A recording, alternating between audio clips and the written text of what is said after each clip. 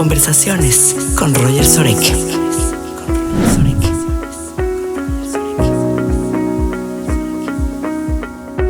Muy buenos días, comunidad, ¿cómo están? El día de hoy estamos de manteles largos porque la verdad estamos con una persona pues importante para el tema, un temazo que es mi querida amiga Dorothy Estrada Tank, doctora en Derecho y presidenta del grupo de trabajo de la ONU, de la Organización de las Naciones Unidas, sobre la discriminación contra mujeres y niñas. ¿Cómo estás, Dorothy? Bien, ¿y tú, querido Muy bien. Roger? Me da mucho gusto estar aquí contigo y Igual. bueno, quisiera que nos contaras un poquito a la audiencia de tu trayectoria. ¿Cómo es que llegas a ser presidenta de un grupo pues importante, relevante, con un tema muy delicado, controversial y que la gente a veces no quiere hablar? Cuéntanos un poco.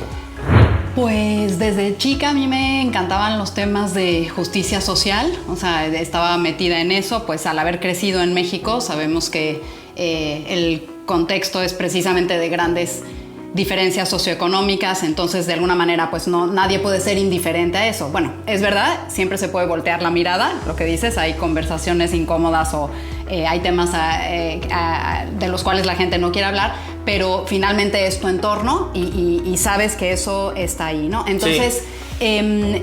Digo esto porque mi interés después en el tema específico de mujeres y niñas vino como una continuación de eso, ¿no? O sea, hay compañeras del movimiento o los movimientos feministas que desde pequeñas estuvieron siempre interesadas en eso. En mi caso no tanto, no directamente, sino que a través de tratar de entender esas diferencias entre, digamos, que el piso y el techo socioeconómico, fui viendo fui entrando en la perspectiva de género a través de gente que fui conociendo. O sea, en la carrera, al haber estudiado Derecho, también por ese interés.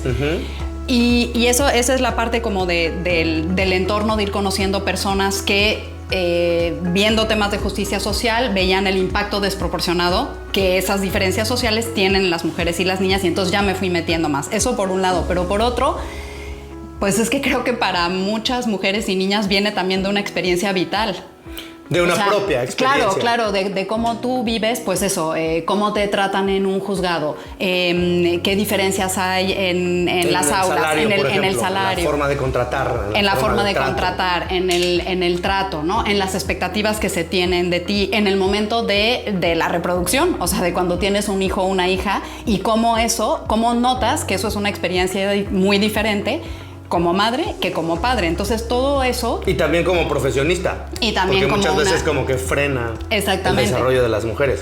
Sí, y se da por hecho que así tiene que ser, ¿no? No, claro, es que pues de los primeros años de vida del bebé tienes que estar, ¿no? Y bueno, no, hay una parte que es fisiológica en el sentido del parto, obviamente, y bueno, claro, tanto la recuperación como la lactancia, si eres una mujer que quieres y puedes hacerlo, pero ¿por qué tiene que darse por hecho necesariamente que tengas que frenar o que solo tú tengas que quedarte a cargo de los cuidados? Claro. Entonces, y eso ha cambiado mucho, ¿no? Eso yo creo que también... Lo que estoy entendiendo es que ha sido también un proceso y un viaje largo, sí, y que de entrada, esto me parece valioso, no es que tuvieras de forma clara y transparente la meta, sino que a través de los años has construido esta meta. Sí. Y que ahora ya llegaste, digamos, a un lugar en donde te sientes cómoda, pero que ha sido un proceso importante, ¿no? Sí, en efecto, y también contaba esa parte previa o de cómo crecí, porque me parece que a veces la gente tiende a pensar que de alguna manera quienes nos dedicamos a temas feministas naciste así, o que desde el principio te parecía que todo tu entorno era injusto, o también, y no es así necesariamente. O también que tuvieron algún tipo de abuso. O también que tuvieron algún tipo de abuso.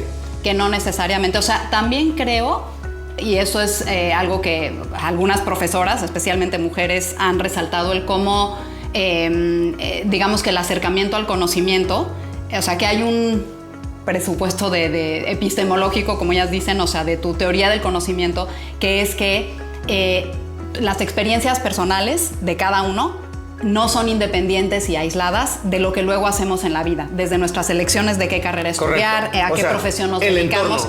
El entorno, y a lo mejor sí, experiencias puede ser de abuso, de violencia. O sea, sabemos que la violencia de género es la expresión más grave y más seria de la discriminación de género, pero es un subtipo de la discriminación, es decir, la discriminación es el entorno más amplio. Una serie de tonos y hay un techo y un piso en donde el techo y lo máximo sería esta violencia. Sí, a lo mejor la violencia homicida, ¿no? La violencia feminicida, o sea, que acabar con la vida de una mujer o de una niña. Es la máxima expresión, ¿no? De una discriminación contra la mujer, pero que hay muchas situaciones que por normalizarlas, y que esto me viene muy bien porque creo, o sea, me viene muy bien en el sentido de que es una creencia enraizada en una cultura determinada que normaliza determinada situación. Sí. Y que todos nosotros, hablo por mí, hemos vivido. Sí. Porque pues hay veces que, bueno, este juego es de niñas. Sí. Por ejemplo, en mi época, las niñas no jugaban fútbol.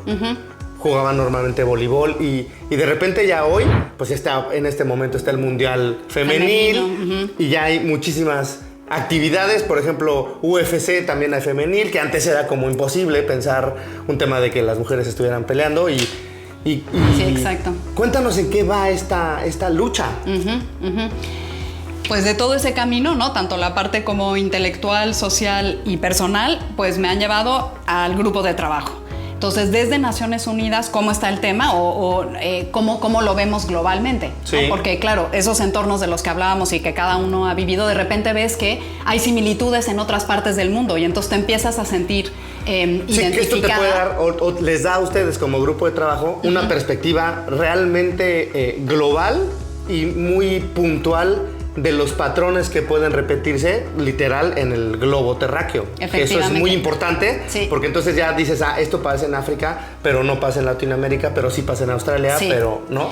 Y que luego hay denominadores comunes, es decir, que la cultura patriarcal, en mayor o menor medida, con diferentes expresiones y manifestaciones, pero está en todo el mundo. O sea, por desgracia es un fenómeno que no se ha podido erradicar por completo en ninguna parte del mundo, aún en los que tienen mejores indicadores en lo que decías, en brecha salarial, en acceso a la educación, en acceso a las oportunidades laborales, pero aún así, una sociedad completamente igualitaria, tanto en cuestión de género como en la otra cuestión socioeconómica, porque luego esa es otra, ¿no? ¿Cuáles mujeres? Son las que llegan a los trabajos, ¿no? Son las mujeres a lo mejor blancas de cierto nivel socioeconómico, de cierta religión, de cierto grupo étnico, o sea, ahora, todo eso. Espérame, porque ahorita dijiste algo. Una sociedad totalmente igualitaria. Digamos que ese es la meta. Esa es la meta, esa es, digamos, que la aspiración. Y un punto que no hemos abordado, pero que igual conviene aclarar para quienes escuchan, es que ese grupo de trabajo de la ONU sobre discriminación contra mujeres y niñas es uno de varios, casi 50 mecanismos de protección internacional de los derechos humanos. Es decir, que esto se inserta en el marco más amplio de los derechos humanos. Esto es... es un subinciso, digamos. Es un subinciso que, claro, corresponde a la mitad de la humanidad, a la mitad de la población mundial, porque luego nos toca mucho escuchar, sí, bueno, entonces pues claro, hay que proteger los derechos de ciertos grupos, las personas migrantes, refugiadas, las mujeres y niñas. No, las mujeres y niñas no somos un grupo en el sentido numérico. O sea, somos la mitad de la población, por lo menos, ¿no? La mitad de la población, la mitad de la humanidad, o sea, la mitad de tus posibilidades de ser humano en este planeta es ser niña o mujer, ¿no? Entonces, y niña y mujer, digamos, en el ciclo vital, ¿no? Niña, mujer mayor, ¿no? Que también es un tema al que ahora se le está dando bastante atención, ¿no? La discriminación tanto por género como por edad, ¿no? Tanto en lo que toca a niñas como a mujeres mayores, ¿no? Entonces, hablando de prioridades a nivel global, es eso. Pero entonces hablamos de los derechos humanos, que por supuesto que corresponden a todos los seres humanos por el hecho de serlo, ser humano, pero que reconociendo esas asimetrías, esas diferencias que hay en poder, en acceso a recursos, oportunidades, poder y distintos, y cómo eso se manifiesta en tu ciclo vital, pues sabemos que hay un impacto desproporcionado sobre las mujeres de muchos fenómenos negativos, que si bien afectan a todos los seres humanos, incluyendo cambio climático, por ejemplo. Sí, o sea, pensemos en el cambio climático, que lo sufrimos y vemos ahora la ola de calor global, de un problema que si bien es global, el cambio climático, pues al momento de qué tipo de consecuencias específicas tiene, pues hay unas que son tanto desproporcionadas como particulares para las mujeres y niñas, y que entonces hay que entender ese marco global más amplio del derecho a la educación, el derecho de acceso a la justicia, que son universales, pero cómo se viven, cómo se hacen efectivos en la realidad, en la vida diaria de las mujeres y las niñas, ¿no? Entonces, con esas diferencias de poder y esa cultura patriarcal, pues es un denominador común, es generalizado, ¿no? Y de ahí la importancia de que exista ese grupo de trabajo. Y yo creo que hay un tema, que es fundamental, que es el involucramiento de los hombres a este movimiento, que creo en determinado momento que, pues, se oye horrible, pero a lo mejor es que no nos conviene entrar a esta plática. Totalmente. Porque, oye, es que si yo empiezo esta plática, pues a lo mejor voy a tener que ceder algunos espacios o voy a tener que pagarle a una mujer que antes no le pagaba lo mismo que al hombre y entonces me va a costar más. Pero a fin de cuentas, pues se tiene que poner en la mesa, ¿no? O sea, creo que ya el devenir histórico nos obliga a entrar a esta plática, sobre todo también porque, pues, existe un enmascaramiento o un ocultamiento de esta discriminación que muchas veces es velado, sí. Porque en el discurso todo mundo somos, ¿no? Sí, o nadie feministas diría, o estoy liberales. de acuerdo en que se mate a una mujer, ¿no? Pues, sí, por o ser yo no mujer, discrimino pues, a nadie. Yo no discrimino a nadie. Pero en el fondo, pues tenemos prácticas y además todos, ¿no? O sea, yo no me excluyo, no creo que sea especial porque es una inercia histórica fuerte. Pero ¿cómo es que ustedes tratan de involucrar a los hombres? De distintas maneras, ¿no? Y también he de precisar que el grupo de trabajo, como todos los grupos de trabajo de Naciones Unidas en Derechos Humanos, porque hay otros, por ejemplo, sobre desaparición forzada, sobre detención arbitraria, sobre poder empresarial y derechos humanos, son formadas por relatores especiales, lo mismo que un relator especial individual, solo que aquí somos 5.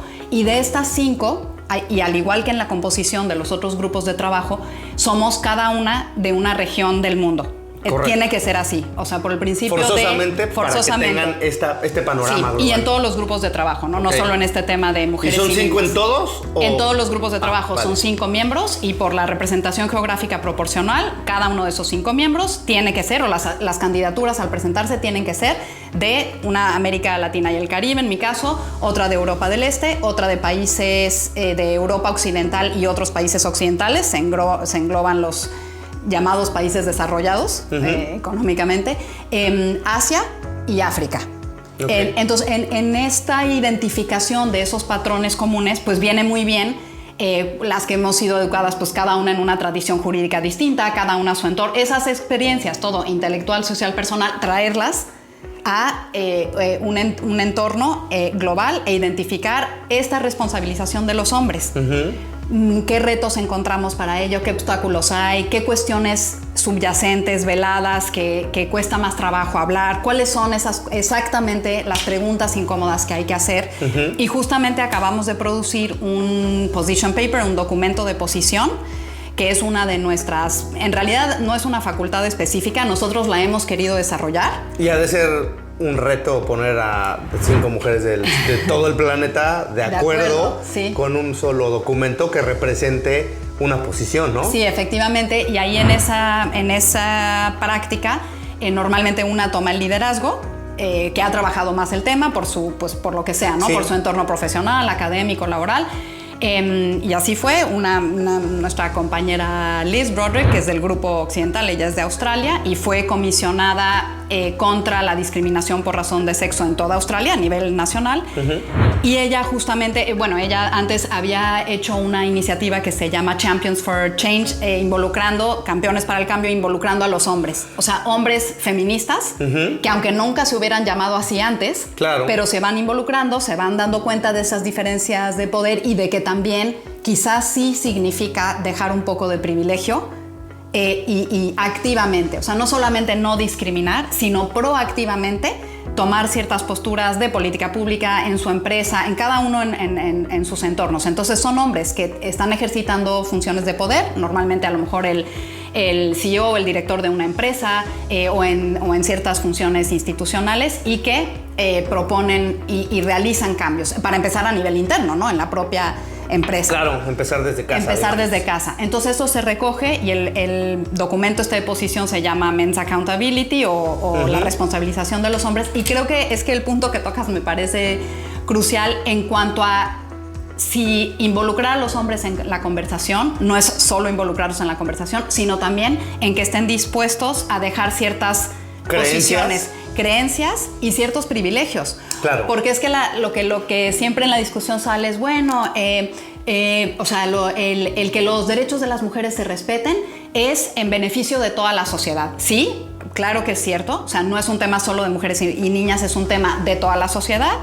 Por lo que alguna vez hemos hablado de, bueno, pues todo el mundo tiene, ¿no? Su madre, su hermana, su hija y querrías mejores oportunidades para ellos. Claro. O aunque no los tengas, pues bueno, el nivel de beneficio social, pues porque incorporas a las mujeres al mercado laboral, etcétera. Entre paréntesis, porque yo le decía a Dorothy, es que si tú generas un argumento que también le apliques a tu madre o a tu hermana, entonces tiene la fuerza suficiente como para poder sostenerse. Sí, y para entender bien las desventajas que, oye, pero ¿y si a ella no la dejaran estudiar? Como a las niñas en Afganistán, de que a partir de los 12 años, ¿no? Y que tuve la oportunidad de estar ahí hace unos meses y veía que ahora entramos a eso, ¿no? Pero hasta uno de los hombres talibanes, yo veía que en ese tema era un poco de, pues, tu hija está sentada en el sofá de su casa y no puede estudiar, ¿no? A partir de los 12 Sí, que a lo mejor años. ni siquiera lo ven.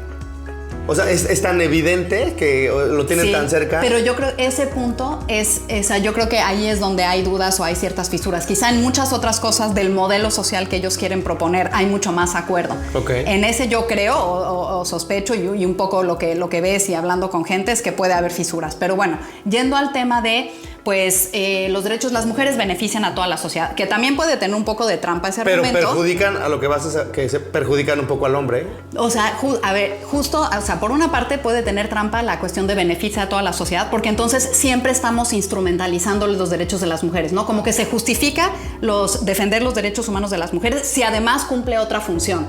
Ya. ¿No? O sea, como que no es que defender los derechos de las mujeres per se tenga un valor, ¿no? Entonces, bueno, hay que tener cuidado. Sí es verdad que es en beneficio de toda la sociedad, pero que en sí tienen beneficio para, o sea, específico por ejemplo, para ese... Específico para ese grupo, pero es para la mitad de la población. Para la mitad de la población, ¿no? Pero además de que tiene todo un beneficio social y claro, yo entiendo de dónde viene ese argumento porque viene también de la necesidad de contrarrestar lo que decías de que no, es que los derechos de las mujeres perjudican a los hombres. No, para nada. O sea, son en beneficio de toda la sociedad. Sí, totalmente de acuerdo, pero quizá también los hombres tengan que enfrentarse a la realidad de decir, o a la pregunta de decir, a lo mejor sí tengo que dejar un poco de poder. O sea, claro. Sin entrar en decir, pues todo es juego de suma cero, de que si le quitas poder a uno, se lo tienes que dar a otro, ¿no? Yo no quiero decir que la sociedad todo sea juego de suma cero, porque podemos generar nuevos recursos, podemos generar nuevos... No es, el pastel no es necesariamente este que hay, no lo podremos hacer a lo mejor más grande. Nos toca a todos hacerlo más grande de manera que haya más que distribuir y más que construir juntos, ¿no? Vale. Pero quizás sí significa dejar ciertos puestos de privilegio. Claro. Y ese tema es delicado porque no te van a decir que no lo quieren hacer.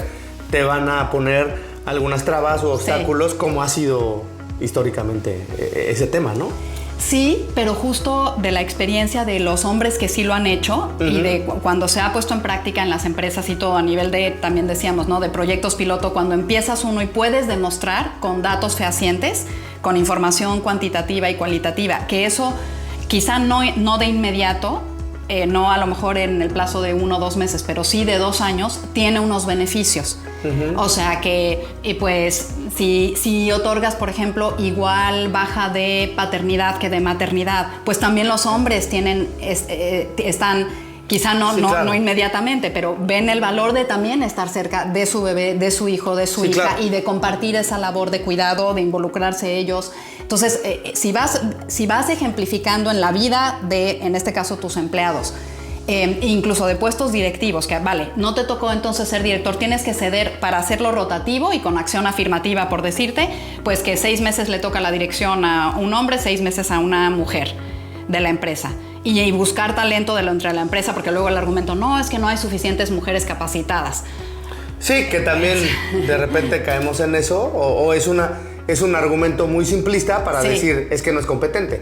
Y eso también es muy subjetivo, porque cómo es que tú valoras y examinas Totalmente. la competencia. Sí, y hemos hablado, ¿no? De valores, de intereses. Bueno, ¿qué es lo que valoras? ¿Qué es lo que te interesa? ¿Y qué quieres proyectar como empresa? ¿Y qué tipo de cultura laboral quieres construir también? Totalmente. Ahora, porque cuando hablamos de ONU y cuando hablamos del mundo, y parece, bueno, no parece, sino es un panorama macro. Pero acceso a la justicia de personas que no trabajan, amas de casa, que están, por ejemplo, yo siempre digo, es que a mí no me dejaban lavar trastes porque yo entraba y estaba mi madre, mi abuela y la persona que ayudaba. Decían casi, vete sí, de me decían, la cocina, no, es que esto no es para hombres. ¿No? Y la niña, o sea, mi prima Ileana, así ven y ayuda y sírvele a tu hermano. Sí. Quiero decir que esto empieza desde casa. Totalmente. Y muchas veces no lo vemos. Totalmente. Porque lo hemos normalizado por generaciones. Sí, sí. Y entonces tú dices, no, ese es un tema pues, que se vive en Afganistán y en Medio Oriente. Y digo, no por menospreciar, pero que muchas veces lejos, lo ves nos lejano. queda lejos. No, yo no. Por ejemplo, es que yo no soy machista, pero bueno, pues tu madre no puede tener amigos, por ejemplo. Amigos hombres, ¿no? Amigos hombres, que eso era y sigue siendo muy común.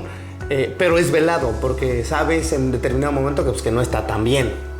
O que no se va a ver tan bien. O que no se va a ver tan bien y entonces lo cuidas un poco como el enfermo, el alcohólico que se esconde para tomar. Entonces tú, en lo oscurito, que ese es el tema también de la discriminación, que no se hace de forma abierta. Sí, no, a lo mejor porque hoy en día no ya dices, está mal visto socialmente. No me parecería que mi novia o mi esposa salga con un amigo. A lo mejor no lo dicen así, abiertamente, pero hay la expectativa de que no lo hagas o de que si lo haces sea, yo qué sé, pocas veces o de que no hay sí, como claro. Pues, toda una serie de roles y de expectativas sociales que vienen pues de esos estereotipos. ¿Y cómo es que, por ejemplo, este grupo de trabajo y en general el mundo atender a esas personas? O sea, hacerlo visible, ¿no? Sí. Que una parte de esto que estamos haciendo es tratar de hacerlo visible y decir, Sí. oye, tú, mujer, estás en esta lucha. A lo mejor ni siquiera sabes, pero por ti estamos haciendo todo esto. Sí.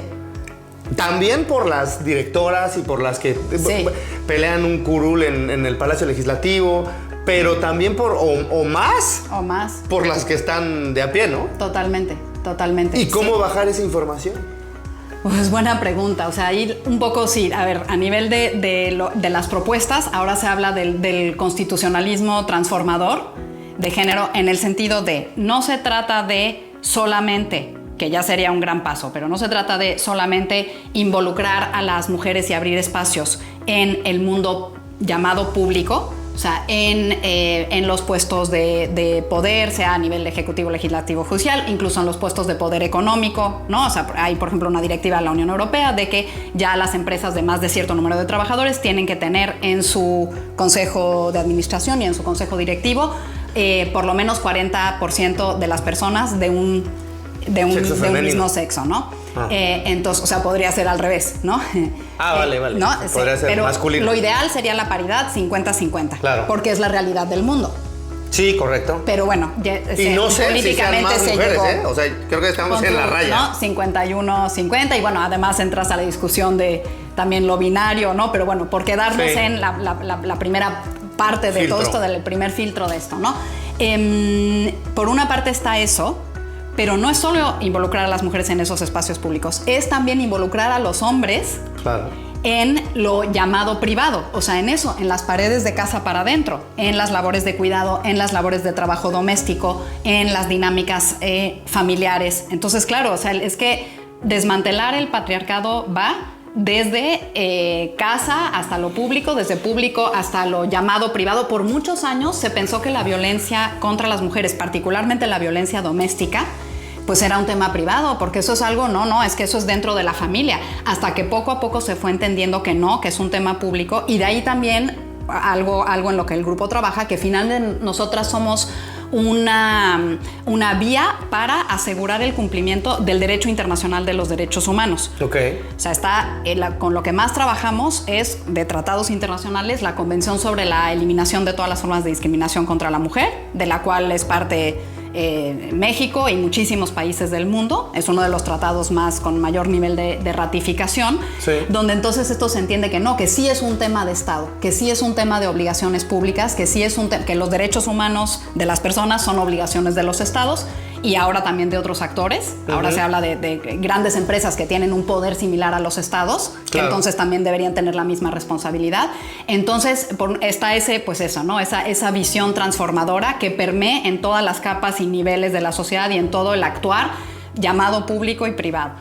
¿Cómo hacer que eso llegue pues a la mujer ama de casa, a la camarera, a la trabajadora doméstica, trabajo doméstico que está enormemente feminizado? Totalmente. O sea, ¿quiénes son las que hacen la limpieza en las casas? Mujeres, pero luego entramos a no solo mujeres, ¿no? En el caso de Europa Occidental, pues son mujeres migrantes. Claro. Sobre todo mujeres migrantes con una cierta etnicidad, un cierto color de piel, un cierto nivel socioeconómico. En el caso de México, pues muchas veces son mujeres indígenas ¿no? En todo caso de menores recursos, ¿no? Entonces, claro, ahí es que no es solo el tema de género, es el tema de condición socioeconómica, es el tema de etnicidad, es el tema de religión y cómo eliminar la discriminación que se produce con base en todas esas condicionantes. ¿Y cómo hacer que le llegue? Pues yo creo que en eso gente que se dedica más a la comunicación sabe mucho más. Nosotros nos hemos asociado y hemos buscado con mucha gente que sabe más de esto que nosotros. Por ejemplo, nuestros informes anuales, abrimos un micrositio con una empresa que hace publicidad y difusión y todo, que nos lo está haciendo de manera gratuita, que por los contactos de una de las miembros del grupo y tal, y nuestros informes anuales, que son densos, que son más largos, que son bastante, pues eso, ¿no? Con bastante jurídicos, técnicos, así, cómo los transmitimos y cómo los resumimos. Y se hace accesible con gráficos. Hicimos un informe sobre activismo de niñas y mujeres jóvenes, y entonces también lo hicimos como user friendly, ¿no? Como cercano al usuario y cercano con perspectiva de género y con perspectiva de niñez.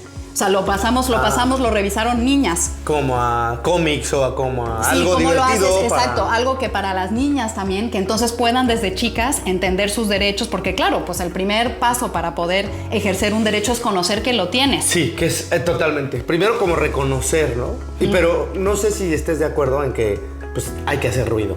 Sí. Es decir, hay que tratar de bajarlo a como se pueda, a toda costa, sea radio, YouTube, películas, que hay ahora muchas películas, pero la idea es como que la mayor parte de la gente se entere de qué es lo que sucede en el planeta y cómo es que lo puedes tratar, ¿no? Sí. Porque todavía hay mucha violencia. Sí, muchísima. En el mundo, ¿no? Sí. Y digo, también hay niveles de violencia, pero estamos hablando de que hay mucha violencia de nivel rojo. Totalmente. ¿No? O sea, de golpes, de maltrato, de abuso. Y pues bueno, como tú decías, una sociedad totalmente igualitaria, me quedo con eso, que es la meta. Sí. Y que cuando estás conviviendo con mujeres, que bueno, en mi caso yo estudié en la escuela de puros hombres hasta la preparatoria, y sí me sacaba de onda el ver a mujeres en la escuela, que hoy en día digo, es que no tiene sentido. Totalmente. ¿No? Hoy en día, pero en ese momento era normal. Sí. Y las hermanas de mis amigos estaban en otra escuela enfrente y era lo normal y nadie lo ponía en tela de juicio. Hoy día yo digo, es que no es normal. Sí. Pero incluso en esas cosas tan irrelevantes, al parecer, son relevantes al final. Sí. Porque entonces, bueno, tú juegas con las niñas y entonces como que estás mal visto o estabas mal visto. Y son situaciones muy cotidianas que estamos tan acostumbrados a vivir que no las cuestionas. Sí, y que no las ves. No ves quizá la anormalidad de eso o la posibilidad de vivir de otra manera y de entender el mundo y las relaciones humanas y sociales de otra manera. Que eso tiene que ver con la construcción social y con los hábitos que se han llevado durante, pues, no sé si siglos, ¿no? Sí. Y justo, a ver, yo me voy allá a una frase de Jorge Luis Borges que decía, hay que mantenerse siempre cerca de cierto grado o cierto nivel de tragedia y de cierto grado de juventud.